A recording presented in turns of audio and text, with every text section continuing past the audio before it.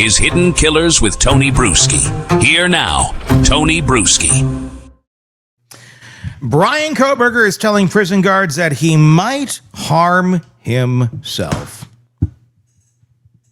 Okay. Is anybody else like, And Bryan Kohberger is also, according to a retired homicide investigator with sources inside the facility, actively reaching out to serial killers across the country, trying to form relationships, trying to connect with men he apparently admires. Pen pals.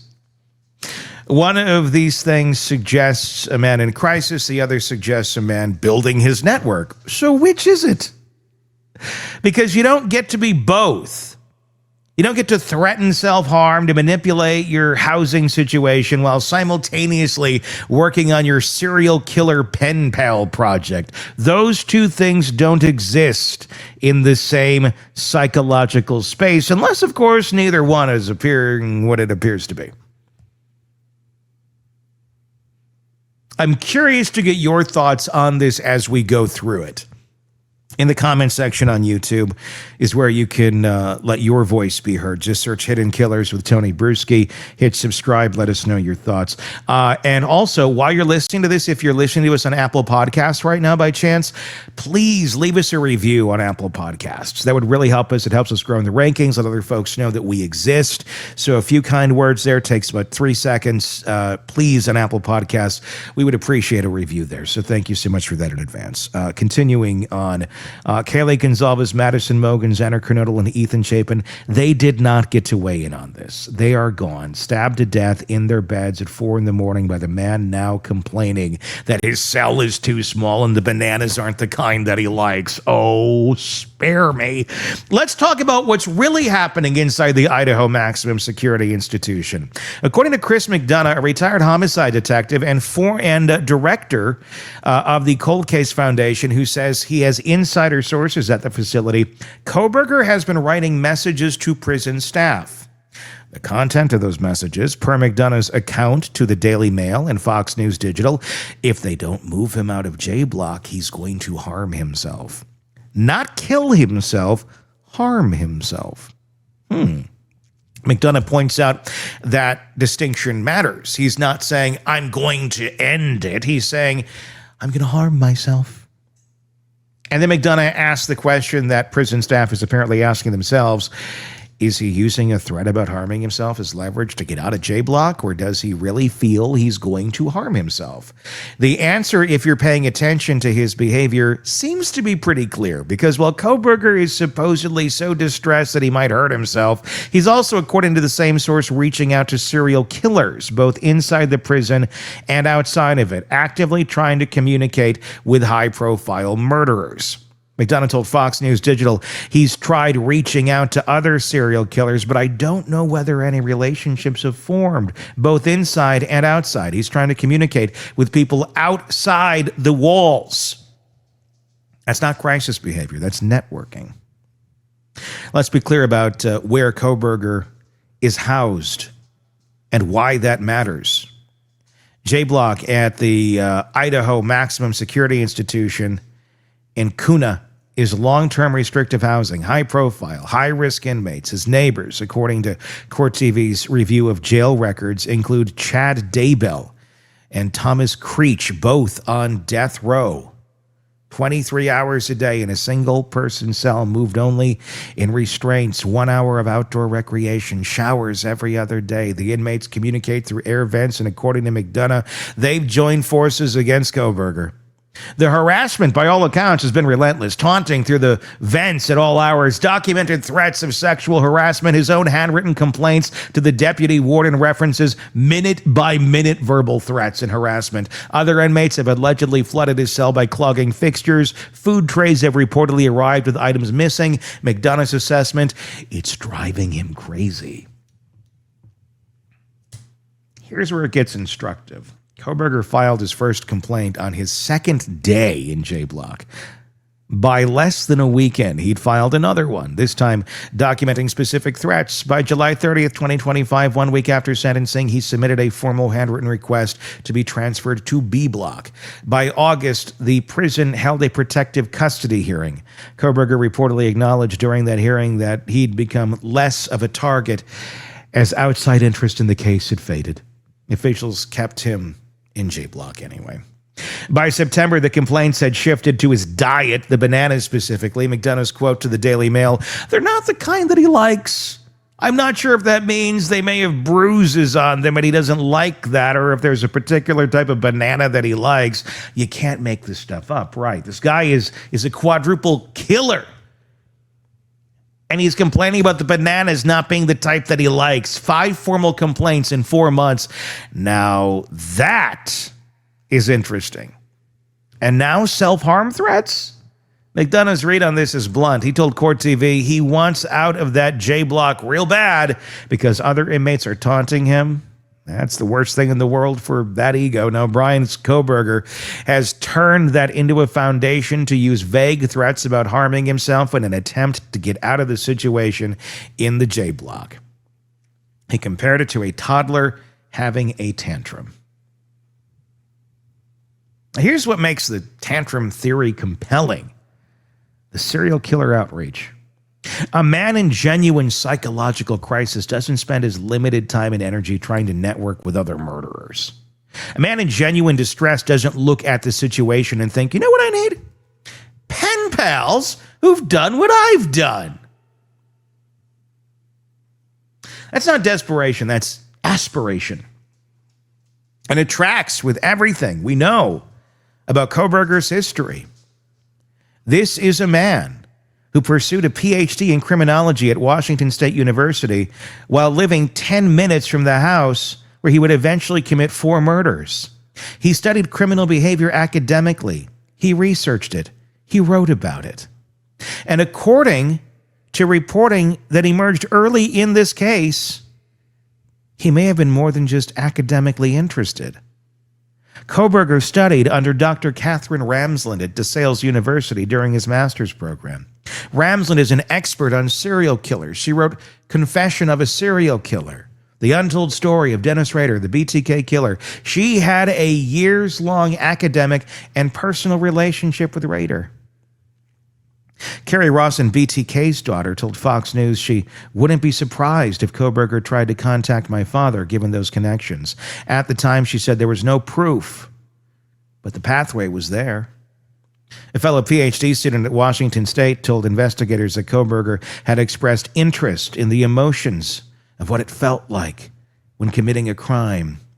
Another classmate recalled discussing the Moscow murders with Kohberger after they happened, before anyone knew he was a suspect. Kohberger's assessment of the unknown killer? He must have been pretty good.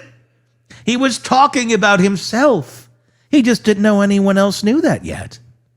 The pattern is consistent. He didn't just study serial killers academically, he identified with them. And now serving 4 consecutive life sentences for murders he eventually pled guilty to, he's apparently trying to establish relationships with them. Not because he's in crisis, because he thinks he belongs in their club. McDonough's sources describe Kohberger as someone who sees himself above everyone else. And that tracks.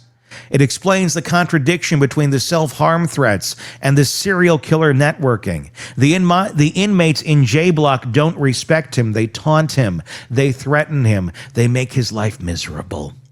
According to McDonough, Kohberger expected notoriety when he walked in that facility. Thought he was going to be the big man on campus. What he got was contempt. He probably thought he was going to come into prison with notoriety, McDonough told the Mirror, and it's been the opposite of that. So he's working 2 angles simultaneously. Angle 1, get the hell out of J Block. File complaints, escalate to self-harm threats, force the prison to respond, maybe get transferred to the medical ward where the cells are bigger and the inmates aren't screaming at him through the vents. Paradise City, right? Angle 2, find his people. Reach out to killers who might understand him. Build relationships with men who've done what he's done. Men who won't look at him with contempt, or so he apparently believes. The self-harm threats aren't about despair. They're about leverage. The same way the plea deal was about leverage. Remember, Kohberger traded his guilty plea to avoid the death penalty in a public trial. He gave up his right to appeal and any chance of parole. In exchange, he kept something everyone wanted to know: the why. No motive, no explanation, no accountability beyond the word yes, repeated 4 times in a courtroom. You can thank prosecutor Bill Thompson for that. He said he didn't push for a motive in the plea deal because I don't believe there was anything that would come out of his mouth that wouldn't be self-serving. And Bill, I applaud you thinking you're looking out for the best interest of everyone in the room. Thank you, Santa. You know when we've been sleeping. You know when we're awake. But you know what you don't know? You don't know when we want to know why he's been bad or good, so let him tell it for goodness fucking sake. Go put some more beard wax in and shut the fuck up. He added that even FBI profilers who worked the case believe the motive might never be known. Well, yeah, you kind of let that ship fucking sail, now didn't you? Kohberger held those cards close, and he's still playing them. McDonough put it this way: it's about power and control. He was a nobody until he murdered 4 people. He was irrelevant to the world, and now he's Bryan Kohberger, who slaughtered 4 people. And because he didn't have to stand up in court and tell the world how brutal those crimes were, he now holds the cards, and he's trying to leverage that. The self-harm threats are leverage. The serial killer outreach is status-seeking. Both are about control. Consider the situation, the restitution fight, because it tells the same story. Kohberger's defense team argued he shouldn't have to pay any additional $27,000 to the families of Kaylee Gonzalez and Madison Mogan. Their reasoning? The families receive GoFundMe donations, and that's good enough. You know, that's how it always works. You're required to pay back a restitution. Well, you already made that over there, right? Well, you don't need my money now, do you? I don't know what world that works in, but either do I know a world where it's a fun thing on a Saturday night to go slaughter 4 people. Meanwhile, according to court filings, Kohberger himself had received over $28,000 in donations while incarcerated. A judge noted that one single donation to his jail fund was in the 5 figures. Hey, there's see something, say something right there. Whoever did that needs to be investigated. The prosecution made errors in how they structured the restitution request, and ultimately, the court ordered Kohberger to pay only about $3,000 to court to cover the urns that hold Kaylee and Madison's ashes. Just the urns. And he fought that. Christy Gonzalez, Kaylee's mother, spoke about it publicly. Is it really about money?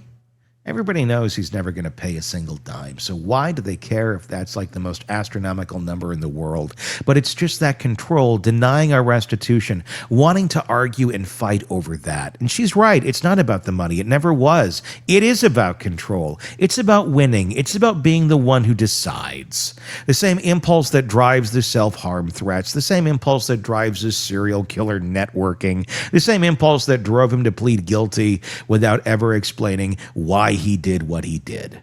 Prison staff is taking his self-harm threats seriously, unfortunately. They have to. They've increased monitoring on his cell. They've removed anything he could use to hurt himself, shoelaces, pencils, pens. But according to McDonough, they're also skeptical. 5 complaints in 4 months will do that.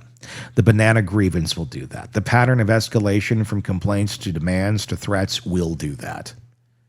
McDonough's assessment, unfortunately, now that the other prisoners are irritating Kohberger, he's been transferring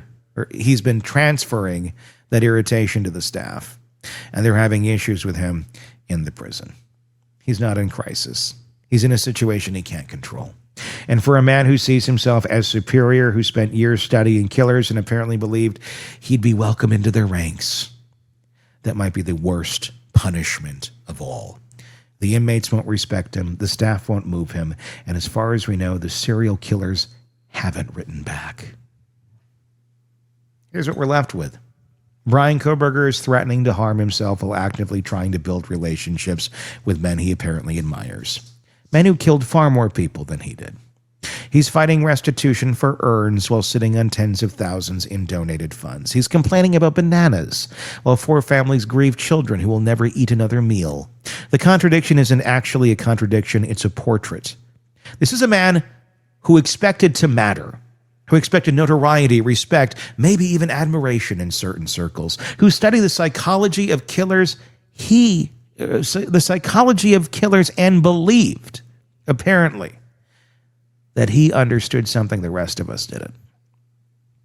What he's discovering is that understanding something academically and surviving it practically are 2 very different things.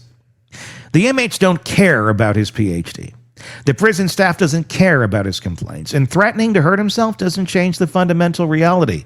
He's going to spend every remaining day of his life in a cell surrounded by men who despise him with nothing to leverage except vague threats and handwritten grievances. Kaylee Gonzalez didn't get to file the complaint when she heard footsteps in her house at 4 a.m. Madison Mogan didn't get to negotiate for a better outcome. Xana Kernodle didn't get to threaten her way to safety, and Ethan Chapin didn't get to demand a transfer. They got a knife. And a man who thought he was smarter than everyone else. Bryan Kohberger is still that man, still convinced he's special, still believing he deserves better than what he's getting. He's wrong. And somewhere in J Block, surrounded by men who want to hurt him, serving 4 consecutive life sentences with no possibility of parole, he's slowly starting to realize that no one is coming to save him. Not the prison staff, not the serial killers he admires, no one.